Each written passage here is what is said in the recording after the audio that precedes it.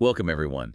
Today, we're taking a deep dive into something pretty fascinating, the world of Ikigai. Oh, I love this topic. This Japanese concept that, well, it loosely translates to a reason for being. Yeah. And we'll be using the book Ikigai, The Japanese Secret to a Long and Happy Life, as our guide. Great book. Yeah, I'm really excited to kind of dig into it Me too. and hopefully uncover some secrets to living a longer and happier life. Absolutely. And what's really fascinating about Ikigai is it's not some mystical or far off concept. It's Right. a very practical philosophy. Anyone can apply it to their lives. That's what's so cool about it. Yeah. Okay, so the book starts by introducing us to the Okinawans, Okay. who are known for their incredibly long lifespans. Mm-hmm. So what's their secret sauce? What are they doing? Well, right off the bat, the book talks about Ikigai as this Venn diagram Okay. where your passion, your mission, your profession, and vocation all kind of come together. Yeah. And the Okinawans seem to have really found that sweet spot. But it goes beyond just work. Right. They stay active throughout their lives and find purpose even in simple daily activities, the things that they do every day. So it's not about striving for some, grand, unattainable goal. Right. It's more about finding meaning in, the small, everyday things that we all do. Exactly, yeah. And for the Okinawans, it could be tending a garden, Oh, nice. practicing traditional crafts, Yeah. or spending time with their moai, Their what? moai, M-O-A-I, Oh. which are these amazing social support groups that, Yeah. contribute to their overall well-being. We'll have to get into that a little bit later. We will. We will definitely dive into that. And of course, there's, we can't talk about longevity without talking about food. Oh, yeah, of course. So we'll dive deeper into the Ikigai diet later. Oh, But that's a good one. yeah, I'm intrigued for sure. There are some delicious secrets, for sure. All right, let's move on to Chapter 2, Anti-Aging Secrets. Spill the beans. Is there a, magical fountain of youth hidden in Okinawa? Well, not a literal fountain, Okay. but the book really highlights the power of mental exercise. Okay. It quotes this neuroscientist, Shlomo Brzezinski, and he argues that our brains actually thrive on challenge and novelty, new things.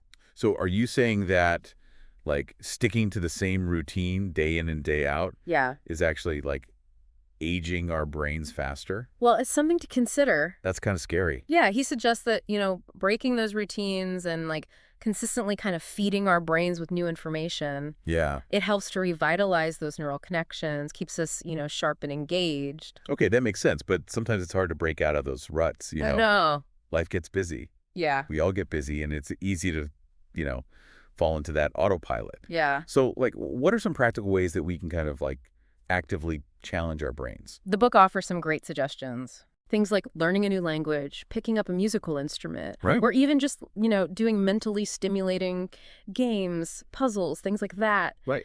It doesn't have to be super complicated. The key is to just keep your mind active and curious. I love that. Yeah. It's about finding those things that spark our interest Yeah. and keep us learning and growing, right? Absolutely. So could this tie back into this whole concept of Ikigai? I think so, definitely. Yeah. Because, engaging in these mentally stimulating activities could be a way to pursue your passions, Okay. which, directly connects to finding your Ikigai. Oh, I see. That's cool. So yeah, it's all connected. So now Chapter 3 takes us into from logotherapy to Right. Ikigai. Oh, this is a good one. So this is about meaning and purpose, right? Exactly, yeah. It introduces logotherapy, and this is a school of psychotherapy, right? Yeah. That's focused on finding meaning in life. Right, even in the face of suffering. Yeah, it's a powerful concept. Yeah. And it's especially powerful coming from the founder of logotherapy, Yeah. Viktor Frankl, who was a Holocaust survivor. His experiences just deeply shaped his beliefs. Right. And he argued that even in the darkest of times, humans have this freedom to choose their attitude and find meaning. It's amazing. It's really powerful, and I think it speaks to, the heart of Ikigai as well. So both logotherapy and Ikigai, Yeah. they're kind of emphasizing the importance of having a sense of purpose, no matter what our circumstances are. Exactly, exactly. So I found this story in this chapter so interesting. Oh, yeah. Tell me about it. It was about an American diplomat, Okay. and this guy was incredibly successful, but deeply unhappy. Yeah. And he actually sought out Viktor Frankl's help Wow. and realized that his career, although it was prestigious, Yeah.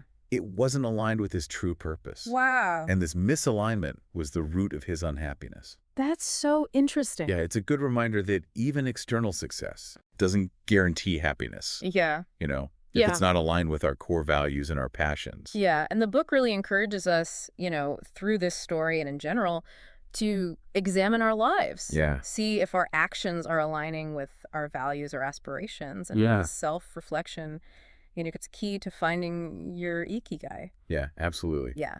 Okay, so chapter 4 Yeah. is all about flow.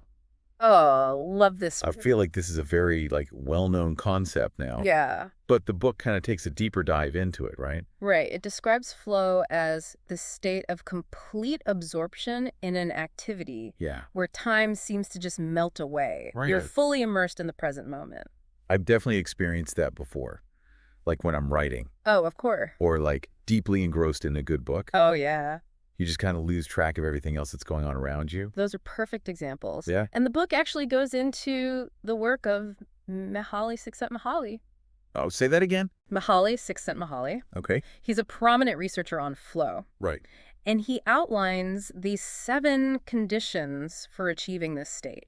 7 conditions. Yeah, no, it sounds. That sounds pretty complex. It's a lot, but one of the key elements, I think, that's important to note Okay. is finding that sweet spot between challenge and skill. Okay. Because if a task is too easy, you Yeah. get bored. Right. But if it's too difficult, then you get frustrated and give up. Right. So finding that perfect balance is key to entering that flow state. It's like pushing ourselves a little bit Yeah. outside of our comfort zone, but not too far. Exactly. So, but how do we do that in everyday life? Yeah. How do we find that balance? Well, the book offers some really practical tips. Okay. Things like setting clear objectives, Okay. minimizing distractions, Right. really focusing in, and then choosing tasks that stretch our abilities without being completely out of reach. Right. So it's about intentionally structuring our activities Mhm. to kind of foster that sense of flow. Oh, that makes so much sense. Right. It's not about passively waiting for these moments to happen. No. It's about actually creating the right conditions for it to happen. Yeah, and the book also, highlights how this concept of flow manifests in Japanese culture through the stories of takumis. Takumis, Takumis. Okay. And these are master artisans who dedicate their lives to perfecting their craft. Oh. Think about those sushi chefs Yeah. who spend decades honing their skills. Right. They really embody this idea of flow. Oh, that's such a cool way to illustrate it, Yeah. Because it's they're so focused, they're so dedicated to their craft, they lose themselves in the process. And they're striving for excellence in every detail. Yeah, absolutely. And, that level of dedication is it's inspiring. And the book suggests that this dedication to craft, this pursuit of mastery, is a key contributor to their sense of Ikigai and their overall well-being. That's fascinating. Right. It makes me think about how even if our work isn't a traditional craft, Right. if we approach it with that level of intention, Yeah. focus, Yeah. that could become a source of joy and fulfillment. Absolutely. And even beyond our professions, Right. we can cultivate this flow state in our hobbies, everyday activities. Okay. The book refers to this as microflow. Microflow. So finding those moments of complete absorption, even in everyday tasks. It's like a mindset shift. It is. It's a way of finding these sparks of joy throughout our day. Exactly. Okay, I love that. Yeah. Okay, so we've covered a lot of ground already. We have.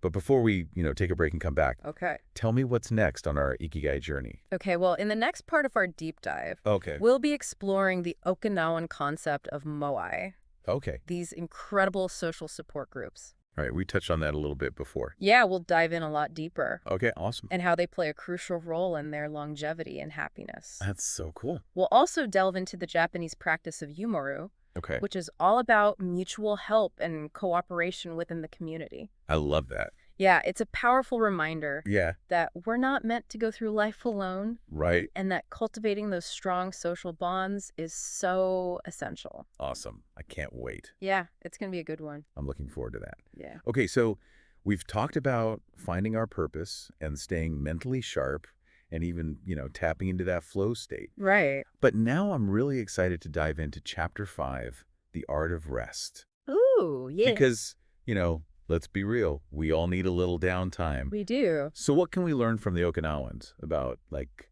rest and relaxation? Well, this chapter really highlights the importance of social connection. Okay. It introduces this concept of moai, Right, yeah. which are essentially social support groups that provide like a sense of belonging, purpose, and shared responsibility. It's like having your own, like, built-in squad. Yeah. Right? Like cheerleaders and confidants and, like, adventure buddies. Yeah, exactly. That sounds awesome. It is pretty awesome. I mean, I know, like, in my own life, strong friendships, they make such a difference. Of course, yeah. Like, there's just nothing quite like having people you can rely on, share life's ups and downs with. Absolutely. And moai provide that kind of support system, for the Okinawans throughout their entire lives. Wow. They meet regularly, share meals, offer help when needed, celebrate each other's successes. Like a safety net. It is. It's woven into the fabric of their community. Yeah, I can see how that would, like, contribute to their well-being and longevity. Absolutely. Feeling connected and supported, especially as we age. Absolutely. I think it makes a world of difference. Yeah, and the book also describes another Japanese practice called yumaru. Yuimaru, which is all about mutual help and cooperation within the community. Oh, cool. It's recognizing that we're all interconnected and that supporting one another benefits everyone. I love that sense of communal responsibility. Like, it reminds me of that saying, it takes a village, right? It we really does. thrive when we help each other out. Absolutely. So speaking of inspiring individuals, Yes. let's move on to Chapter 6, Okay. Lessons from Japan's Centenarians. Oh, yeah, this is great. I love this. So this chapter introduces us to some real-life wisdom keepers, Okay. people who have really cracked the code on longevity. Okay, I'm all ears. So what are some of the standout stories or insights from these centenarians? Well, the book features a diverse range of individuals, from farmers and fishermen to artists and teachers. Wow, okay. Each person, has their own unique story Right. and perspective. Yeah. But there's some common threads that weave through all their experiences. What kind of common threads? Well, things like resilience, optimism, a deep connection to nature, a sense of purpose, and of course, those strong social connections. Yeah. It's like they've each found their own unique Ikigai Right. and built their lives around it. It's not just about living a long life. No, It's about living a life that's, like, full of purpose and joy. that's inspiring. Can we, like, delve into some specific examples? Oh, absolutely, yeah. Because I would love to hear about some of these incredible individuals. Okay, so there's this woman named Ushi Okushima, Okay. and even at 104 years old, she was an active and passionate dancer. Wow. And when asked about, her secret to longevity, she said, "I've never eaten meat in my life. I attribute it to that." 104 and still dancing. I know, right? That's incredible. That's amazing. It's a good reminder that even, like, simple dietary choices could have a big impact on our health Huge, yeah. and vitality. Yeah, and then there's Jeanne Calment, Okay. the French woman who lived to be 122 years old. 122. I know, right? That's mind-blowing. She was known for her zest for life, She rode her bicycle until she was 100 What? and lived independently until 110. No way. I know, right? Amazing. I wonder what her, like, outlook on life was like. Yeah, well, she had a remarkable sense of humor and a positive attitude, even into her later years. Yeah. She famously said on her 120th birthday, "I see badly, I hear badly, and I feel bad, but everything's fine." That's amazing. Right. That's such a powerful perspective. It is. It's like finding joy and making the best of things. Absolutely. No matter what. No matter what life throws your way. And so we've got Ushi and Jean, Yeah. any man that we can talk about. Oh, yeah, of course. There's Walter Bruning, Okay. an American who lived to be 114. Okay. And he emphasized the importance of staying active both mentally and physically. Yeah. He said, if you keep your mind and body busy, you'll be around a long time. Sounds like solid advice. Yeah. It's about staying engaged and continuing to challenge yourself, both mentally and physically. Absolutely. I'm starting to see a pattern here. Yeah. These centenarians, despite all their different backgrounds, Yeah.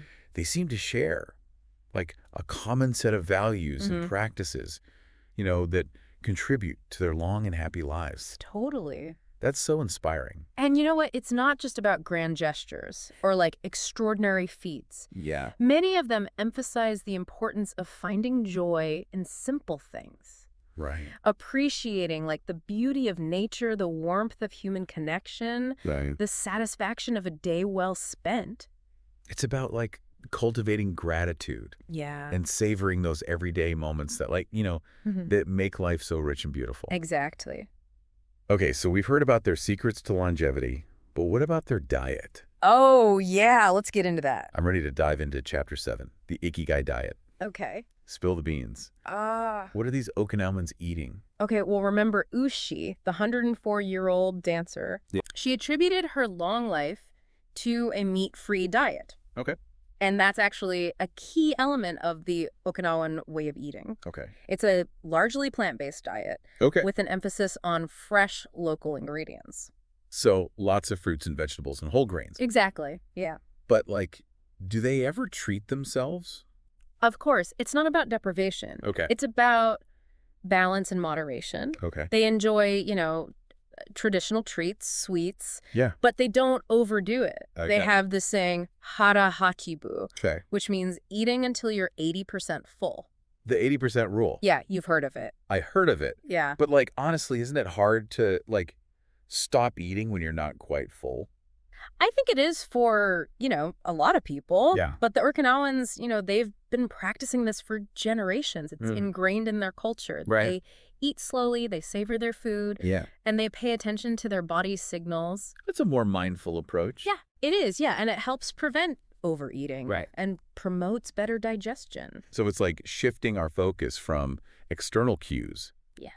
cleaning our plate, Yeah, to internal cues. exactly. Those natural signals of fullness. Yeah, it's a practice, for sure. It is. But it seems like a valuable one. It really is. And the book also goes into the science behind it, Okay. linking it to research on antioxidants Oh, wow. and their role in protecting against cell damage and aging.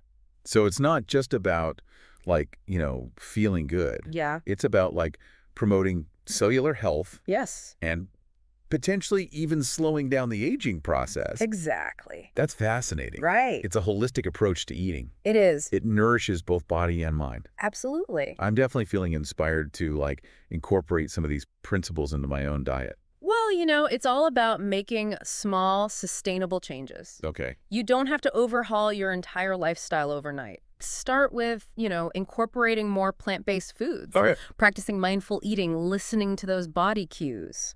I'm on board. All right. Now, what about exercise? Okay. Are we talking, intense workouts? No. Marathon training? No. Chapter 8, Gentle Movement, Longer Life, emphasizes the importance of incorporating movement into our daily lives Okay. in a sustainable and enjoyable way. Okay. It's not about, pushing yourself to the limit. Right. It's about finding ways to stay active and keep your body moving. So more walking and stretching, Yeah, taking the stairs instead of the elevator. exactly. Things like that. I can definitely relate to that Yeah, because I sit at a desk for most of the day. I know. And I know I need to be more mindful about getting up and moving around. It's so important. What are some of the other suggestions from the book? Well, they introduce, various Eastern practices Okay. that promote gentle movement and mindfulness. Things like yoga, qigong, tai chi, shiatsu. Oh, I love all of those. Right, They're yeah. so beneficial. They are. It's not just about building strength and flexibility. Mhm. It's also about cultivating a sense of calmness and inner peace. Exactly. I think that's a key takeaway Yeah. from this whole deep dive. It's not about striving for some unattainable ideal. Right. It's about finding what works for you Yeah. and building a life that feels authentic and fulfilling. I couldn't agree more. It's about embracing your own unique path Mm-hmm. to longevity and happiness. Exactly. Well, on that note, I think we've covered a lot of ground in this section of our deep dive. We have. We've explored the importance of social connection, learned from the wisdom of centenarians, delved into the Ikigai diet, We did. and discovered the beauty of gentle movement. Yeah. What's next on our journey? Okay, well, in our final part, Okay. we'll be exploring the last few chapters, which delve into the concepts of resilience, wabi-sabi, and anti-fragility. Those are some powerful tools They are. for navigating life's challenges with grace and strength. Yes, absolutely. I can't wait to learn more about those concepts It's going to be fascinating. and see how they tie into the bigger picture of Ikigai. Yeah, we'll uncover how embracing imperfection, building resilience, and even like learning to thrive in the face of adversity can lead to a more meaningful and fulfilling life. Okay, I'm really excited for the final part of our deep dive. Oh, okay. So we're back for the final part of our deep dive into Ikigai. We've explored so many fascinating concepts: purpose, flow, social connection, diet, gentle movement. And I'm so curious to see how the book, wraps all of this up. Yeah, you're in for a treat because the last few chapters string together a lot of what we've been discussing. Okay. And Chapter 9, Resilience and Wabi-Sabi, is especially insightful. It starts by diving into the concept of resilience, Okay. which is essentially our ability to kind of bounce back from challenges. Resilience is definitely something we all need, Yeah. especially, in today's world, but yeah, for sure. It's easier said than done. It is. So how do we actually cultivate resilience? Well, the book draws on both Buddhist and Stoic philosophies, Oh, interesting. which I found really interesting. Okay. Both really emphasize recognizing what we can and cannot control, Yeah. and focusing our energy on what we can influence. That makes sense. It's like choosing our battles, Exactly. not wasting energy on things that we can't change. Right. And the Stoics in particular, they practice something called negative visualization. Okay, that sounds a bit counterintuitive. I know, right? Why would we want to visualize like negative things happening? Well, it's not about dwelling on negativity or expecting the worst to happen. Okay. It's more about mentally preparing for potential setbacks. Yep. The book mentions Seneca, the Roman Stoic philosopher, Yeah. and he would imagine like worst case scenarios Okay. and even like practice living without his comforts to kind of prepare himself for potential hardship. So it's like a mental rehearsal for dealing with challenges. Exactly. I could see how that could be helpful, Yeah. even if it feels a little strange at first. Yeah, for sure. But it's about, building that mental and emotional muscle so we're less reactive and more adaptable when those challenges inevitably arise. I tried this the other day, and I have to admit, it felt a little bit weird, but It's definitely different. yeah, but I can see how it could be useful. It's like proactively building our capacity to cope. Exactly. Okay, so alongside resilience, Yeah. this chapter also explores the concept of wabi-sabi, Oh, I love wabi-sabi. which is this Japanese aesthetic philosophy Right. that values simplicity, imperfection, and impermanence. Yeah. It's a beautiful concept. I've heard the term before, but I'm not sure I fully understand it. Yeah, so think about like a cracked teacup that's been beautifully repaired with gold, Okay. or like a weathered wooden beam that shows the passage of time. Okay. Wabi-sabi is about finding beauty in those imperfections, in the natural kind of wear and tear of life. Oh, I see. Yeah, it's a real shift in perspective. It's like seeing the beauty in things that might be considered like flawed by conventional standards. Right, exactly. But it's about appreciating like the unique character and history that they reveal. Yeah, and it ties into the concept of ichigo ichie, Okay. which translates to this moment exists only now and won't come again. Oh, wow. It's a reminder to cherish each encounter, each experience as something precious and unique. That's beautiful. Yeah, It encourages us to like be fully present yeah. and savor each moment. And, if we connect this back to Ikigai, Yeah. it's about approaching our purpose with that same sense of presence and appreciation. Okay. Each day becomes an opportunity to kind of express our Ikigai in a unique and meaningful way. So it's not just about achieving some like distant goal. Right. It's about finding joy and fulfillment in the journey. You got it, yeah. Okay, so we've covered resilience, we've talked about wabi-sabi, Yeah, and now I think Chapter 10 takes things a step further it does, yeah. by introducing this concept of anti-fragility. Oh, this one's my favorite. Anti-fragility. I know, right? That's a new one for me. It's a really interesting concept. What's that all about? Okay, so it's based on the work of Nassim Nicholas Taleb. Okay. And he argues that some things don't just withstand, like, shocks and stress. Yeah. They actually get stronger because of them. Really? Yeah. He uses the example of the Hydra from Greek mythology. Okay, I remember that from Yeah. like school, but remind me. Yeah, so this multi-headed serpent, and for every head that was cut off, it would grow 2 more. Wow. Right. So that's, like, the ultimate image of anti-fragility. So how does this apply to us? Okay, well, the book outlines 3 key steps. Okay. The first is to create redundancies, Don't put all your eggs in one basket. Okay.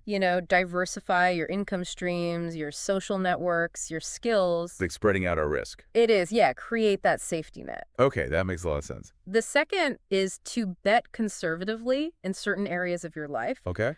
but take calculated risks in others. So finding that balance between stability and growth. Exactly. You have a stable foundation, Right. but allow yourself to explore, experiment. Yeah, okay. And the third step is to get rid of things that make you fragile. Oh, okay. So those people, those habits or possessions that drain your energy or hold you back. It's like decluttering our lives. It is, yeah. Both physically and emotionally. Exactly. Create space for things that truly matter and let go of what weighs you down. I love this concept. It's empowering, right? Yeah, it's like we're taking ownership of our lives. Exactly. And anti-fragility is all about proactively building that resilience, that adaptability. Okay, so we've covered resilience, wabi-sabi, anti-fragility. I know, this has been a lot. Yeah, it's a lot to take in, but it's so good. It is. So I'm ready for the grand finale. Okay.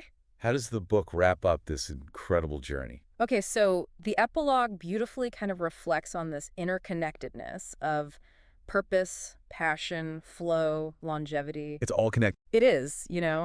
They're not separate concepts. They're interwoven. They're all part of this tapestry of a meaningful life. That makes so much sense. Right. It all kind of comes full circle. And then the book offers these 10 rules for finding your Ikigai. 10 rules. Okay, I'm taking notes. What are they? They're all about, building a life that's aligned with your purpose and your values.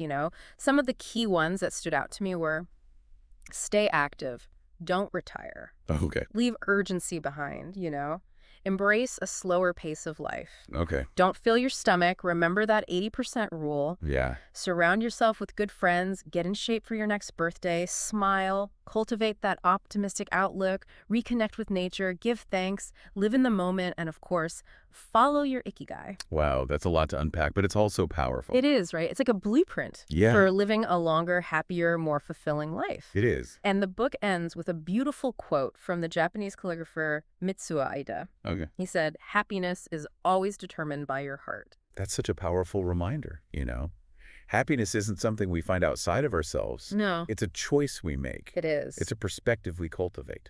And as we wrap up our deep dive, I'd like to leave you with this thought. Okay.